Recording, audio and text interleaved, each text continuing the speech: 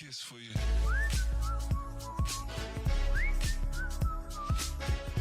Welcome back to Out of Context, a series where we look at tech products from an out of context perspective to see if they work for a normal consumer. The baseline, is it overhyped? Does it actually work as expected? All those things. The best example I can give is with M series silicon here. I can just hand someone a laptop, an Apple series M series laptop here, and they'll just be able to use it like normal. They won't have to think about all the other things I have to think about when recommending it, like does the software they use support the M series? Is the battery life something they're going to have an issue with? Is the fact that the MacBooks are now more expensive because of that? Is the fact that the RAM is now soldered on because of the new architecture, right? All these things are important to me and as someone that recommends products, but no one cares about this, right? In terms of like actually using the product. So that succeeds because I can just hand someone one of these cool laptops and they'll be like, yep, great, everything works. On the flip side, you have something like Siri here that in their new Apple Intelligence and their new context stuff, I have to come in with a giant list of stuff on how it works and what you can do with it, and the fact that it can generate images, and the fact that it can do calls for you, right? And the idea that it can like show stuff on your device here, on actual device, and talk to you about that stuff, right? I have to explain all that, because if I don't, they'll never use any of it, they'll never understand how it works, and they won't think that the product is that helpful. So that's kind of the two flip sides. I use Apple as an example because they have a good example of both, where a product works without having to explain the issues, and two, a product does not work because you have to explain how it works and how it operates and the things you have to know about, all that. Today, we're going to be looking at smart home devices and specifically Google's entourage of smart home devices. And the reason is because I just moved into a new house, not me specifically, but the person I'm living with moved into a new house, and they have a Nest thermostat, which they did not have before. And it was quite a hassle to not only get this stupid thing activated with our account instead of the previous owner's account, but also desync all the stupid scheduling they had set up. So I have to unlink the account, reset the device, then reset the scheduling that they had set on and all the defaults and everything like that, and then get the Nest app working, right? Instead of just clicking a button to reset and then doing the normal buttons, I had to go through all that stuff, make a Nest account, download the Google Home app, download the Nest app, get the Nest app working, which took a couple days, all to just be able to set the temperature schedule I wanted for this thing, right? And this is a common complaint that a lot of people had. So I just kind of wanted to look at a product like this and kind of look at the history of these things and where they kind of started and seeing where they are now. To give you the top line, no, I don't think Nest thermostats or most smart home devices are worth it at all. Specifically because of things like this, of needing to set up an account and set up all this stuff and have it sync and have it work with your thing compared to someone else's thing and all that, right? It's mostly a disaster, on top of not even to mention all the security issues, which we'll get into. So I do not think that if I just handed someone a Nest or handed someone this thing, I don't think it would be as easy as just, oh, everything just works. You make an account, you link it to the stupid thing, and it all just works like you think it does. There's a lot of stuff and a lot of little quirks here that make it significantly harder than just using an old-fashioned thermostat. And I'm using Nest here as an example because it's one I have the most hands-on experience with. So to give you the top line there, but let's back up a little bit. Nest was originally a brand not owned by Google, but like I mentioned in the last video on fitness trackers, they eventually got bought by Google as they wanted to integrate more smart home products into their ecosystem. Nest originally started with stuff like thermostats and cameras, and then eventually expanded into things that were more Google, like their home speakers and their hubs and their door bells and that kind of thing. And I mentioned Google because they're the largest one and the one that tends to be most popular. Their Nest stuff is used in a lot of homes, mostly the thermostats and doorbells. And the issue that you start understanding when things like this get bought is they start going crazy with the amount of how much they suck. And part of that you can understand is the fact that, well, look at this. A basic Nest thermostat is $130. That's the one we have right here. A learning thermostat, which is the smartest, most advanced one, iconic design, is $280. And the only difference between this one and this one, other than the design, is the learning. The ability for this thing to learn your house. Now, wild idea. How about we don't have it learn your house so that when you leave your house or forget to unpair your account, it doesn't prevent the new person from being able to do pretty much anything. because that's how it had to happen on the one we had. Now, we did not have this new learning thermostat. We had an old model like this one here that was also learning, and it was like $150, I think. But this $280 one here is just really a disaster. Like in terms of just like, oh wow, it shows the rain in the background. Like that's gonna make up for all the awful things that the thermostat is doing and can't do. Like it just can't do normally. You have to set it to heat or set it to cold in order to get the exact temperature, right? So one of the cool features that it had, which is the ability to kind of manage between it, just didn't work if you wanted a consistent temperature, yeah?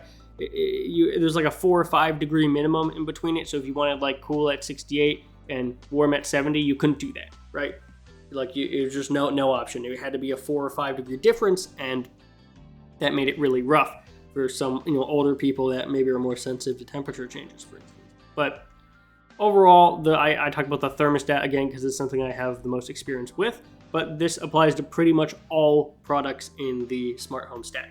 There's a bunch of issues, and as I showed on the thumbnail, we'll talk about Eufy camera issues. Now, the one I showed wasn't Eufy specifically, but they had a big issue relating to security. I would say Google's cameras, as well as doorbells and stuff, also apply to that. So the Eufy camera issue referred to a privacy incident involving their security cameras, where it was discovered that the cameras were uploading video thumbnails and even active footage to the cloud without proper end-to-end encryption, which led to people getting access to that info and a $450,000 settlement. They misrepresented their security practice and faced a class action lawsuit because of that. And this is something you had to pay for, by the way. The cloud access to the storage was like $15 a month, $10 a month, something like that.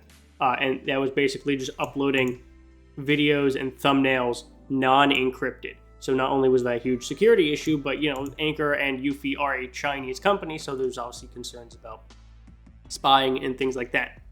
That's a really big deal. And that's not just, Eufy cameras specifically. Nest has cameras. You can see it something like in the Ring doorbell, right? Like Nest cameras here. You can see it some stuff in like the Ring doorbell where the terms of service there talk about the fact that they can just give this info to authorities whenever they want, right? Like it's all over the place. Eufy was the biggest high profile example because it's the one that made the most splash in terms of like actually getting a lawsuit. But it happens to Ring, it happens to Nest, it happened to Nest before Google, it happened after. These are not secure internet devices. And, it's something that to be said that it's not just like, the old concern of your toaster or your smart fridge getting hacked. These are video recording devices at this point with facial recognition technology, like the doorbell here, getting into the hands of scammers and of people that are not here to just use it for normal authoritative reasons or whatever.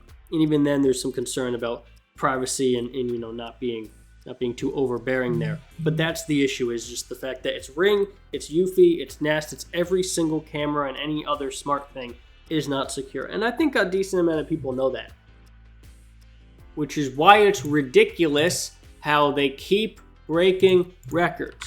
Smart home sales. Wonder if I can find the chart here. Smart home sales, industry sales. Look at this graph. Smart home market size 2024. It's been growing and growing and growing every single year.